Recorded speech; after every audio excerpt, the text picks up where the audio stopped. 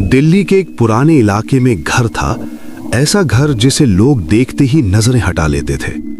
वजह कोई साफ नहीं बता पाता था, बस इतना कहते थे, उस घर में नीचे मत जाना।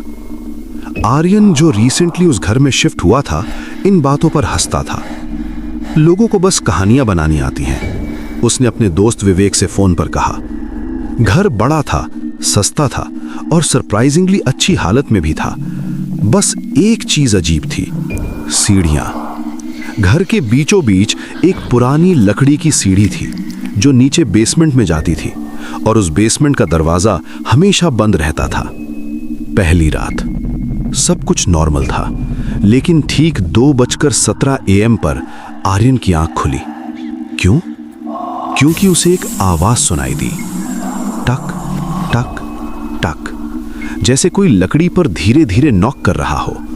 पहले उसने इग्नोर किया, फिर आवाज फिर आई, इस बार थोड़ी तेज, टक टक टक। आर्यन उठकर बैठ गया।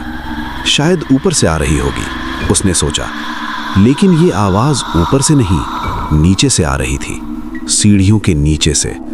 वो धीरे धीरे उठा और सीढ़ियों के पास गया। नीचे अंधेरा था, इतना अंधेरा कि कुछ भी दिखाई नहीं दे रहा था। और तभी नीचे से किसी ने फुसफुसाया, आर्यन। उसका दिल जोर से धड़कने लगा। कौन है? उसने पूछा। कोई जवाब नहीं, बस हल्की सी हंसी। अगली सुबह आर्यन ने यह बात मकान मालिक को बताई। मकान मालिक का चेहरा एकदम बदल गया। तुमने नीचे तो नहीं देखा? उसने घबरा कर पूछा। नहीं, आर्यन बोला। मकान मालिक ने गहरी सांस ली। अच्छा है, कभी मत देखना। अब क्यूरियोसिटी और बढ़ गई। उस रात आर्यन ने डिसाइड किया वो सच जानकर रहेगा। 2:17 फिर वही आवाज, टक टक टक। इस बार वो सीधा सीढ़ियों की तरफ गया। उसने मोबाइल फ्लैशलाइट ऑन की और धीरे धीरे नीचे उतरने लगा। हर स्टेप पर आवाज और क्लियर होती गई, टक टक टक। नीचे पहुंचते ही उसने देखा दरवाजा थोड़ा सा खुला हुआ था, जो हमेशा बंद रहता था। उसने दरवाजा धीरे से खोला। अंदर कुछ भी नहीं था, बस एक खाली कमरा और बीच में एक कुर्सी। लेकिन जैसे ही वो अंदर गया, दरवाजा पीछे से बंद हो गया। धड़ाम। आर्यन ने पीछे मुड़कर देखा और तब उसे समझ आया कि आवाज नॉक की नहीं थी। कोई अंदर से बाहर निकलने की कोशिश कर रहा था, और वो कोई अब उसके पीछे खड़ा था। आर्यन ने धीरे धीरे पीछे मुड़ने की हिम्मत की। उसका गला सूख चुका था, हाथ कांप रहे थे, और जैसे ही उसने पीछे देखा, वहां कोई नहीं था। शायद मैं ओवर रिएक्ट कर रहा हूं, उसने खुद को संभालने की कोशिश की। लेकिन फिर उसके बिल्कुल पीछे किसी के सांस लेने की आवाज आई, धीमी, भारी और ठंडी। आर्यन ने झट से मुड़कर फ्लैशलाइट घुमाई। कुछ नहीं, बस वही खाली कमरा और बीच में रखी हुई कुर्सी। ये इम्पॉसिबल है, उसने बड़बड़ाया। लेकिन तभी उसकी नजर उस कुर्सी पर गई जो पहले खाली थी। अब उस पर कुछ रखा हुआ था, एक पुराना काला छोटा सा डिब्बा। आर्यन धीरे धीरे आगे बढ़ा, जैसे कोई उसे खींच रहा हो।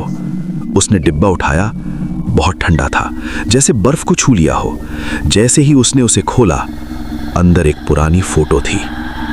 उसने फ्लैशलाइट पास लाई और जो उसने देखा, उसकी सांस रुक गई। वो फोटो उसी की थी, लेकिन वो फोटो बहुत पुरानी थी और उसमें आर्यन अकेला नहीं था। उसके पीछे एक काला साया खड़ा था। ये किसने ली? उसने खुद से पूछा। तभी उसके फोन में वाइब्रेशन हुआ। अननोन नंबर से मैसेज, तुमने दरवाजा खोल दिया। आर्यन का दिल जैसे रुक गया। कौन हो तुम? उसने जोर से कहा। इस बार जवाब आया, लेकिन फोन से नहीं, कमरे के हर कोने से एक साथ। हम बहुत समय से इंतजार कर रहे थे। अचानक कमरे की लाइट फ्लिकर करने लगी, टिक टिक टिक। और उसी फ्लिकर के बीच आर्यन ने देखा, हर बार लाइट ब्लिंक होने पर वो साया थोड़ा और करीब आ रहा था। पहली बार दरवाजे के पास, दूसरी बार दीवार के पास, तीसरी बार उसके बिल्कुल सामने। लाइट स्टेबल हुई और अब वो साफ दिख रहा था। वो कोई इंसान नहीं था।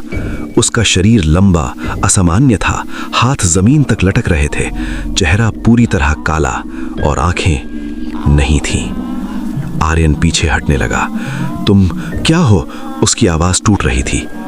वो चीज मुस्कुराई, लेकिन उसके चेहरे पर मुंह था ही नहीं। फिर भी आर्यन को साफ सुनाई दिया, मैं वो हूं जो तुम्हारे नीचे रहता था। अचानक वो चीज तेजी से उसकी तरफ बढ़ी। आर्यन ने चीखते हुए दरवाजा खोलने की कोशिश की, लेकिन दरवाजा नहीं खुला। उसने पूरी ताकत से हैंडल घुमाया, लात मारी, लेकिन कुछ नहीं हुआ। पीछे से वो चीज धीरे धीरे पास आ रही थी। ठक ठक ठक। अब आर्यन को समझ आया, ये आवाज नॉक की नहीं थी, उसके कदमों की आवाज थी।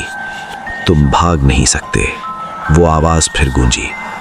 आर्यन अचानक मुड़ा और पूरी ताकत से उस चीज को धक्का दिया। कुछ सेकंड के लिए वो पीछे हटी। इतने में दरवाजा अपने आप खुल गया।